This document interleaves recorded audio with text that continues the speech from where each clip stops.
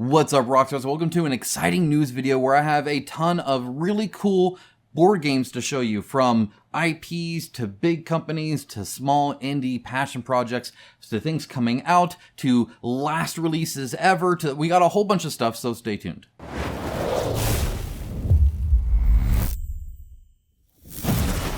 All right, now a couple things before I dive into all the board games. I am doing a lot of research on Lazy Squire Games. It is taking quite a lot of time. I'm looking up government documents and all sorts of other stuff. I still need to reach out to them. I'm going to be doing that as well, just so they can kind of respond to anything that they want to. But it's going to be a lot. So just as an FYI, the Lazy Squire Games video is coming. I'll do a deep dive on that. But there's a lot to sift through, a lot of updates to read, a lot of comments to read, a lot of email, a lot of threads, and I'm trying to cover a whole host of things so I can give you a big picture of where Lazy Squire Games is. If you didn't know, they did Wild Ascent and Storm Thunder. Well, they did. They once upon a time made board games, and I'm researching why they stopped, right? So that's what I'll be doing. That's coming out. Also, a huge shout out to the sponsor, Into the AM. They make great shirts just like this. I happen to be wearing one of their shirts because they're comfortable, because they fit nice, and they feel great, and they're at a great price. You can save yourself 10% on top of any sales they have in the link down in the description below. There's a little code there for you. You can help out the channel, get yourself some cool apparel, and really, trust me, it's a great product. You will be happy with it. Now, with that out of the way, let's go ahead and dive into the board games. There's quite a lot to go through, so I'm going to try and be fairly rapid pace. I'm going to try and fight going into too much detail, so bear with me. Hopefully, I don't stick on anything too long, and instead just show you, hey, here's this cool game, here's the things I noted about it, here's maybe some warnings that I think, or here's this, or we'll dive into it. So, starting things out, Master of Orion Ad Astra. I actually have a review and or not an unboxing, but I do have a review of this that it can be linked down in the description below as well, which, by the way, a ton of links down below to a whole bunch of really cool games, some upcoming stuff, all the campaigns here, everything in there is in the description. 2 days and 15 hours at time of recording, so it's still a little over 2 days by the time I launched this video. So what is going on? What have they been doing? Well, they've been doing a lot. So if we go to stretch goals here, you can see that they're doing even new mechanics like the ship upgrades. That's super cool. They have whole new factions that they're releasing, a whole lot of different like extra cards, like extra diplomats and stuff like that, and just overall enhancing, pimping out, and improving the game a whole lot. As you can see, they've been doing a lot of these upgrades and component upgrades and extra components, just a whole lot. This is definitely the version to get if you can, and of course it is stretch pay as well, so you can get it pretty darn cheap as well. And in fact, it's not even like that much, right? So the Emperor Pledge, which gets you everything, right? So actually this explains a bit better. If you just want the game, it's about $120 or $20 over 6 months, which is not bad at all, of course. And you get the core game plus all the stretch goals I just showed. That's already a fantastic game. That's pretty much what I played. Minus all the stretch goals, it was still a lot of fun. But you can go all the way up to the Emperor Pledge, which is just the core game, the stretch goals, plus all 3 expansions that just add more factions and stuff like that. That's $33 a month. That's still actually not that bad. Under $200, pretty darn good. Now, there are some add-ons because that's just gameplay. You can get the dice tray and you can get dice, and that's it. An add-on with only 2. What kind of campaign is Archon doing where they're just giving away all this stuff and you're not having to buy an extra pack here or an extra pack there or something like that? Honestly, quite impressive. Under 200 for the all-in, and the only other thing you can really add is a dice tray and some dice. Pretty impressive. Like, honestly, that's a really good deal. Archon does a fantastic job with that, of course, and it's kind of to be expected from one of their campaigns. All right, moving on. Malediction, over 1,000 backers, so that's awesome to see. 7 days left, so still they have the final like 48 hours coming up here as well. It'll be kind of interesting to see where they start out. This is kind of a passion project from Loot Studios, which just does STL 3D prints typically. Now they have like tens of thousands of subscribers, but either way, they do a great job there. But they're like, let's make a board game and let's get a professional author to like make the world and stuff like that. And essentially what you do is you get the terrain and the standees and the cards. It's kind of like Magic the Gathering. Again, I have a review of this as well and an unboxing only down to those also. But then you can also 3D print the minis, and they print out really, really good. This was actually the latest one I've done. I need to do a little bit of a of a reprint. It's not fully cleaned up, but this is part of the large terrain for the Legion of the Damned. So have a whole another kind of thing coming out this way. But it is a tree that has like a leg or legs, and then has like this like spine stuff inside of the bark. So it's like a skeleton tree. I don't know. It's crazy. So either way, very impressive, obviously. Great art, great gameplay. I very much enjoyed it. My wife literally still talks about it to this day. It has been a big hit here. So if you like, all the like Warhammers and tabletop game or skirmish games, even the games like Hate or Mythic Battles Pantheon, especially kind of Mythic Battles Pantheon or Mythic Battles, really any of them, because of the card gameplay. But this is a lot more like Magic the Gathering with deck building and stuff. Either way, really, really cool. They are about 55 something per faction. As you can see, I am an actual backer. I do want this cool limited edition here that it'll come with all the STLs and all that kind of stuff, right? 178.90 gets you all of the game. That's every unit, every gameplay, all of it, and the files to print should you choose to print them or have somebody else print them for you. So that actually, with the STLs and the nice art and all that other kind of stuff, I think is actually a great deal. But I'm used to buying STLs and I already have a printer. If you do not have a printer, the price is a little bit different, but essentially a faction costs you about $20 in resin to print. Thereabout. Actually, it's probably a bit less depending on the resin you buy, because you can get a big thing of resin for like $17 on Amazon. But either way, Malediction, very cool to see a new established company with an alternate revenue stream now make passion project board games like this, so that I'm glad it's a safer back. I can tell you that much. And all the ones coming up are going to be like that. The Dice Tower GameFound 2025. Support your creators, guys. If you enjoy what somebody here on YouTube does for the board game industry, if they've helped you make a good decision, either pro or con, or a positive, or warned you off from another one, or showcased a game that you love and had other people play, or whatever. If you've enjoyed the content, do try and support them. And this is a nice way to do it. You can always just leave like a like or a subscribe and stuff like that to them or me or anybody else, because there's a whole bunch of people doing a lot of effort in this industry. But this is a cool way to give and benefit from it, right? Kind of like the Into the AM thing where you get like a shirt, and then of course I actually don't get kickback at all, but they continue to sponsor, so it helps that way. But they have, you can get dice and component bins and sticker sheets and socks and box bands and trophy chips and meatballs and coasters and tote bags, a whole bunch of stuff. You can even end up having like lunch with them at different events and stuff. It's really, really cool. They have a lot of stuff there, obviously, so you can get something in return and help support them as well. So very, very cool. They have 5 days left to go and have made over $200,000, which is fantastic. Good for them. All right, following that, we have Ion Core. Ion Core is fascinating. It is $42,000 raised, 221 backers, so a very low backer count, and that's kind of a cause for concern depending on how they plan to manufacture. If you go to China, they typically have a minimum quantity of 1,000 just to order it, so you can make it outside of China. You don't have to manufacture in China. That is a myth. You don't have to do that, but a lot of people think that equals success, and anything else less than that is not. But that's not the case, obviously, at all. Either way, for instance, Malediction is going to be made in the U.S.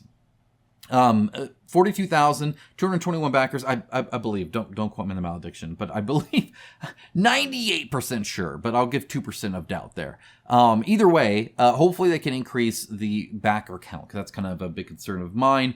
But it looks super unique, and I really appreciate that. Like the art style and just the kind of vibe of it is really, really cool. I mean, look at this art. It looks awesome. It's so different than most of the other stuff you see. I really like the really saturated color everywhere kind of style that it's doing. As you can see, it has it's kind of a Euro system thing, pick up and deliver kind of thing, right? Where you're upgrading your ship and you're able to do different things and respond to events that are happening and whatnot. It has a procedural map generation, so you have this kind of grid system, and then you like spawn things on top of that.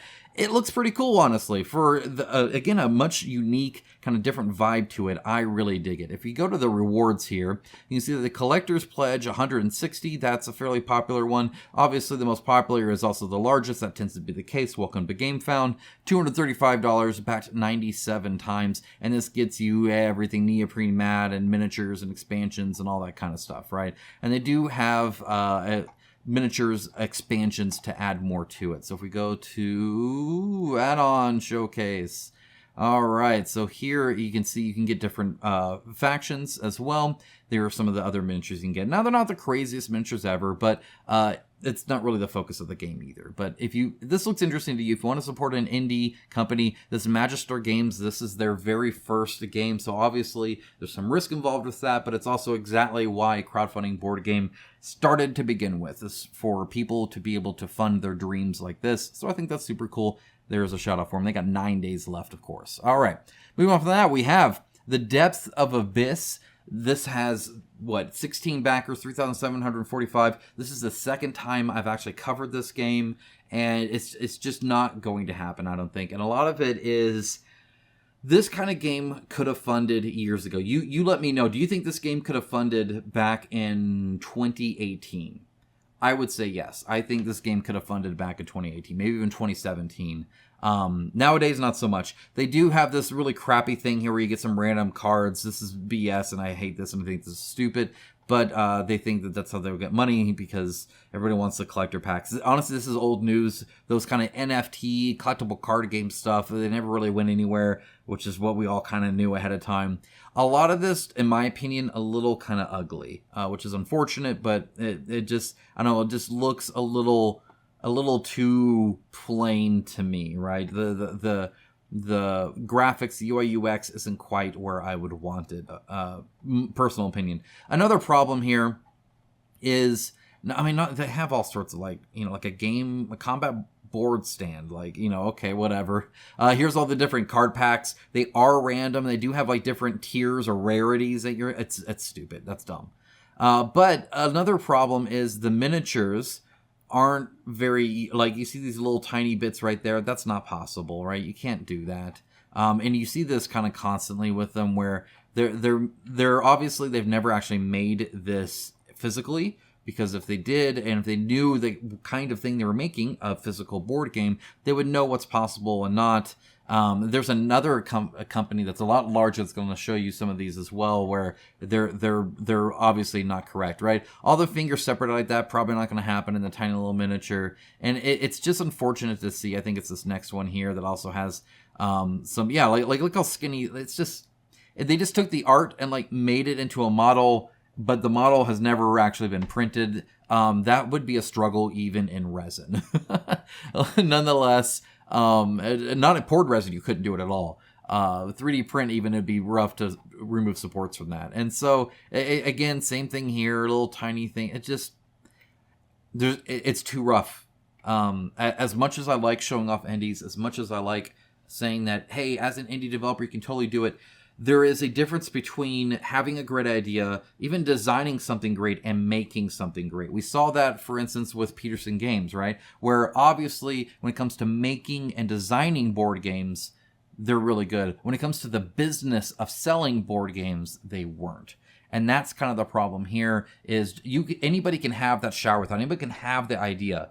What separates the I had an idea from I run a successful business is the business part of it. How can you sell it? How can you package it? All the different SKUs and everything else that you're doing, marketing it and all that kind of stuff to actually get a product to people is very different than just designing a game. Those are very different skill sets, right? And obviously the creator, I'm sure, has made a really cool game here, but they don't really have what it takes, at least in this offering, to make it a product that people want to buy, if that makes sense. I don't know. You let me know your thoughts. Let me know your thoughts down in the comments below, guys. I'd love to read them. Okay. This is the last, I think, of the campaigns that are out right now. Then we're going to look at some others that are coming up here very, very soon that I haven't covered, and then even some ones farther out that look really cool that I'm kind of eyeing. This is the Redgrass LED light. They've done this before with the double. They now have a single light. So essentially, these lights can angle, and they have a really good color index. So when I haven't updated the lighting in this new game room, but in my old game room, I specifically went down a lighting rabbit hole because of the Redgrass talking about this, when it comes to the fact that just because you have a 5,000 Kelvin or 55 Kelvin, I think this runs at 55, which is a little bit high, but whatever. 5,000 Kelvin light, you can have two of them and they still produce a different hue or have different colors pop out. And so it's not necessarily color accurate. Now, the problem is you're only ever going to see anything on YouTube based off of your monitor or your screen of some kind, if it's on like a phone or something like that. I don't know, maybe you're watching me on a calculator. I don't know. The point is that these lights are really good for like crafts, painting, stuff like that. They have the lights, the two of them that angle, so you can angle one this way and angle one this way, for instance, have the mini there, and so like lights on both, which is kind of cool. Now they have a single one as well. It is very expensive, but it's very, very nice, obviously. So this one, the single one is $143, and if you want the kind of the normal one with like two, it is $231 right now. Yeah. Very, very expensive. Redgrass often is kind of expensive, but they also make very good products. I love their brushes as well and their holders and stuff like that. Their wet palette system's fantastic. Redgrass is a really cool company, and I really dig what they're doing. They have 8 days left to go on this and have made almost $300,000 because, honestly, these have been used over and over again with the double, so it's not even like a new product now. You know it's kind of a good deal. All right, next up, coming up, 8 days, 11 hours from now, Earth Under Siege Flashpoint reprint plus the Nemesis expansion. I just recently did an unboxing of this. I had a ton of fun with it. It's some really cool stuff, way more than I thought, but it actually goes pretty quick because a lot of the things are like really easy to kind of just see, you know, like the campaign trays and stuff like that, the storage solution. But either way, unboxing here soon on the channel. Stay tuned for that. Subscribe if you haven't, of course. And yeah, this new expansion seems pretty cool. First of all, I love like the magic stuff going on here. It looks like that's really cool, obviously. They have the picture right here. You can see some really cool bosses coming up as well, right? Like these minis look awesome. The enemies look super cool. The art looks great. I'm excited. Had a lot of fun with this game back in the prototype. I need to get it to the table now that I've unboxed it. But for now, that unboxing is coming up here soon, so stay tuned for that. And this is definitely, again, Dark Horizon Games is an indie company that has successfully delivered a very large game. They know what they're doing. They can do it. They can run a business very lean, and I appreciate that. So yeah, very, very cool. Excited to see how this works out for them. All right, next up, you can see I was already scrolled down. Blasphemous, the board game. Now, this is a Metroidvania, kind of Dark Souls-like, kind of rough, gritty, like very like Catholic penitent kind of stuff going on video game. They made a Blasphemous and a Blasphemous 2. I've only played the first one, so forgive me if I say anything wrong. And even though I didn't beat the first one, I just kind of dabbled in it a little bit. I was playing Ori the Blind Forest, or another Metroidvania, and that was too much Metroidvania at the time. So I paused Blasphemous. I need to get back to it. Either way, very cool game, very cool style, very mature and adult. This is by Ludus Magnus Studio. Ludus Magnus Studio has been, in my opinion, making better games lately. Even like the Requiem one I played at Ascendancy 2 years ago was really, really cool. Like, I actually liked it a lot. It was very streamlined and worked really well and was different. One of the things they do in their campaigns is they do show the miniatures off very, very well. The final miniatures are not the top tier, highest quality you'll get. They are fairly high, definitely above average, but also the renders are extremely high quality, and the renders aren't always based on what they can actually do. So this is an FYI, but as you can see, it looks really cool. I'm excited for it. I'm really excited to see like the make your penitent unique sounds really cool. I like that. You get all these different like prayer beads that you can like put in the video game, so I'm excited to see how all that works out. The storybooks are kind of interesting. I'm interested to see in Metroidvania how the map system is. That's always important in any kind of Metroidvania, right? And it looks to me like it. I don't know. It looks fairly open, but what I don't know is like, is there places that you can unlock and get to and stuff like that? That's what I'll be kind of curious about there. But they look fantastic, as you can see. The renders look great. Now, will the prayer beads be that skinny and looped? I'm not so sure on that. Obviously, a lot of the detail, especially the texture work, won't necessarily be there. But the overall design and style is very cool, and I know Ludus Magnus Studio will do that quite well. I think that looks awesome. There's a few, or I guess really one that kind of, this one looks totally doable, except maybe it won't be quite so pointy on there. We'll see. And then that might be filled in on the spear, right? It depends on how they part that one, really, and if they can get it that small. Again, this one looked really cool. Again, the prayer beads, I'm a little unsure about. They look a little skinny to me. But, I mean, look at the armor and the chest armor and stuff. Just looks so cool. So cool. This next one here, on the weapon, you see the thorns with all the gaps in there. Obviously, they're not going to be able to do that. That's just not I mean, this mini is going to be this big, guys. Like, so that hole is going to be like that. It's just, it's not a thing, right? So that'll be filled in and probably more tightly wound, but it'll still look really cool. So just know that obviously they're really good at advertising their game, but that's not necessarily what it's going to look like final. But it looks really, really cool, like impressively cool. I think that's awesome. It's just, there's a lot to really, really enjoy here when it comes to that. The board game looks to be pretty darn neat to me. So as you can see, there is more detail here. So we're going to have to see how this finally kind of ends up being, right? But it looks really pretty. It looks like a gorgeous board game. And again, based off that Rec Room one with the storybook, I think they're really focused on these like ultra premium, beautiful games that just are a joy to like look at and touch and deal with and stuff like that. So definitely excited to see more of this for sure. Honestly, it's probably back for me just based off of the like gritty dark theme. I really like the grimdark kind of stuff. All right, coming out 9 days from now, Massive Darkness Dungeons of Shadowreach. They haven't shown too much of this yet. For instance, that's obviously going to be a really cool big mini, but they haven't really shown that off yet. You can kind of see one of the bosses here. Looks pretty cool. Some kind of like spider thing going on. Obviously, there's still a lot here when it comes to, this is now like building off of like the second edition one, which I actually ended up getting rid of just because all the classes were a bit too much of a setup for me. It was just a bit much there. I did enjoy playing it with my youngest daughter for a while, but it just ended up being a little too much. I actually kind of liked the streamlined version of the first one a bit more. I probably a hot take and not one that's agreed with everybody, but the style of this one, honestly, to me so far at least, looks better than the previous one. Like, the style looks pretty cool. This guy reminds me of Vivi a lot. I think it's the hat and how short he is.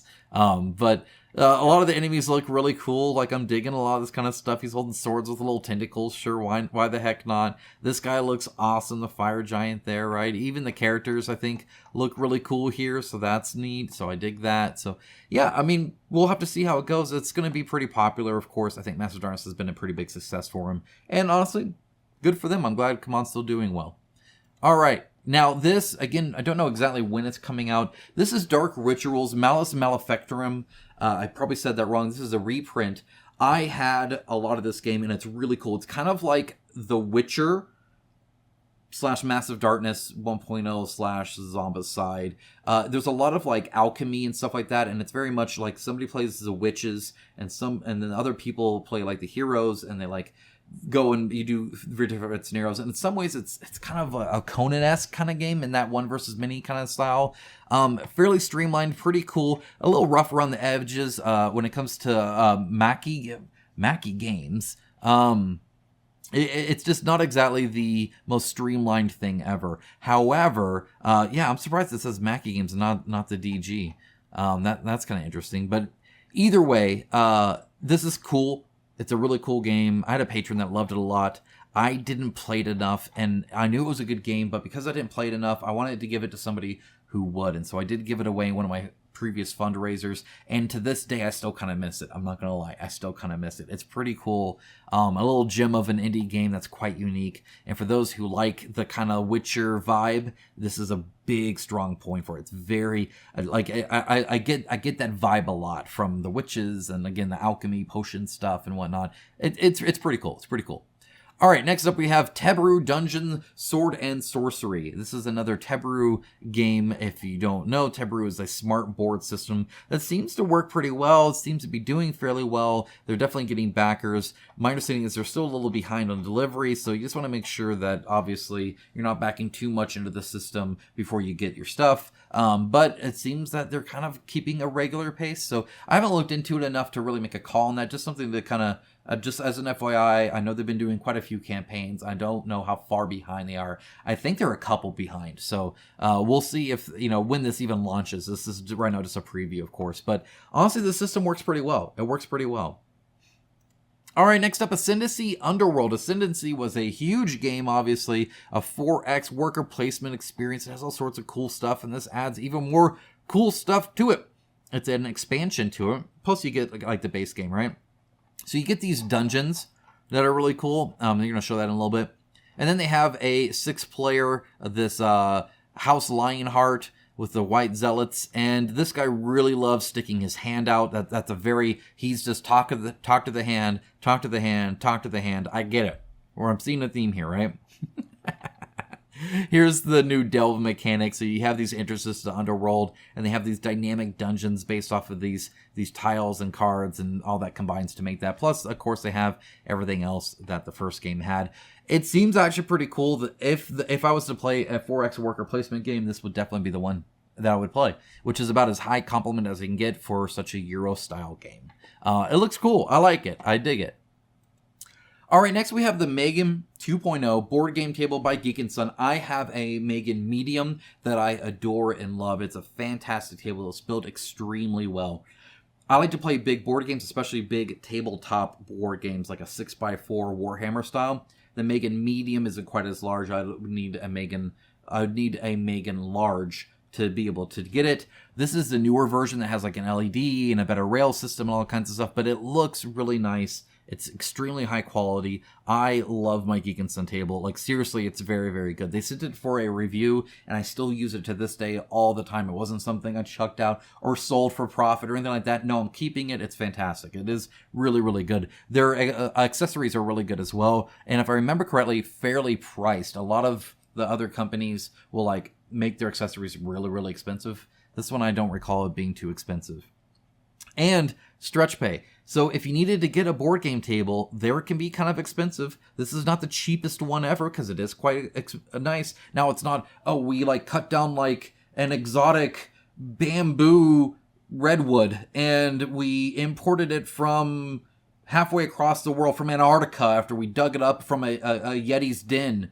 And then we made a board game table, and by the way, it's $6,000. Like, that's not what they're doing. They're not Wormwood. But it's still really good quality, but also, you know, like affordable and usable. But stretch pay can help with that as well, definitely. And they hand deliver it, which is super cool. I dig that as well. It looks nice. It looks nice. I'm excited for it. This is exactly how my table looks like, though. Again, I think this is the large one, so mine might be a little bit smaller than that. But literally, I'm looking at it right now. That's exactly what it looks like. I did a review of this a while back, so link down in the description below to that, too, if I remember. The table extenders, very nice. I need those because, again, when you're like doing like Warhammer stuff, you typically stand to play. And so the taller table would be a little nicer. But yeah, no, very cool. Very cool. Excited for it. And then finally, we have Gothic, A Shadow's Quest by THQ Nordic. This is a dream come true, and let me tell you why. So THQ Nordic loves to make board games that nobody can play. That's what I've been saying for a long time now. I am a big fan of the Darksiders series. I liked Darksiders 1, loved Darksiders 2, and liked Darksiders 3 very much as well. All three I very much enjoyed. Even the twin-stick shooter one that they did, I think it was Genesis, I even played that. That was a lot of fun. I love Darksiders as an IP. They made a Darksiders board game. So I love the IP in the video game. I'm a board game YouTuber. So you would think, oh my gosh, a Darksiders board game, I'm all over it. You could only get it by like backing a super premium $300 pre-order for like the twin stick shooter Genesis or what. Like it's like, that's cool they made it, but like nobody got it. Same with this, except not, because it's actually in GameFound. They're actually making it to where you can get one of their board games. And I think that's awesome. So they've been making board games. I don't know exactly how good the Darksiders game ended up being. You feel free to take a look at it. I think they've made a few others as well. But Gothic is a long-running open-world RPG video game that's been around for a long time, and it's always been super cool, and now they're making a board game of it. Now, is the board game any good? I don't know. We'll have to see, of course. But it is cool that this is available in here. So I'm glad THQ Nordic is making a board game on here so where people can actually back it. That'll be pretty cool. I'll be following along with that, obviously, as we get closer to launch. Guys, that is all I have. It is a lot. It is a lot. I mean, there's some cool stuff coming out. I haven't done a news video in a while, and just doing the research for this video and reading through all these campaigns, and obviously there were some I chose not to cover because it just weren't really a good fit for me, so I don't really have anything to say on it that would be valuable to you, and so I do try to kind of trim it down to, this is what's interesting to me or that I have a big comment on.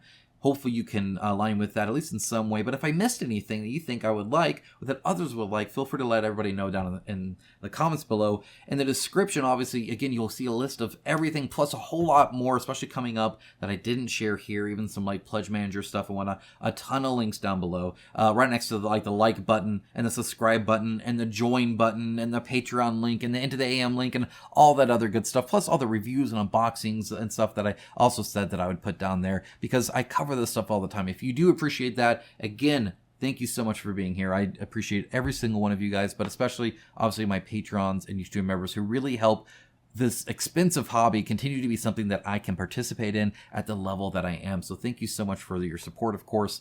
That is linked down below. And if you choose to support either me or the Dice Tower or anybody else, do support your YouTubers. The board game industry is too niche to really fund just off of ads. And so unless you want everybody just to like get all the money from the companies, you can help run them, keep them a little bit more independent, and support a great creator. So if you enjoy a creator, be sure to support them. Guys, thank you so much. Have a great rest of your day. Take care. Bye, guys.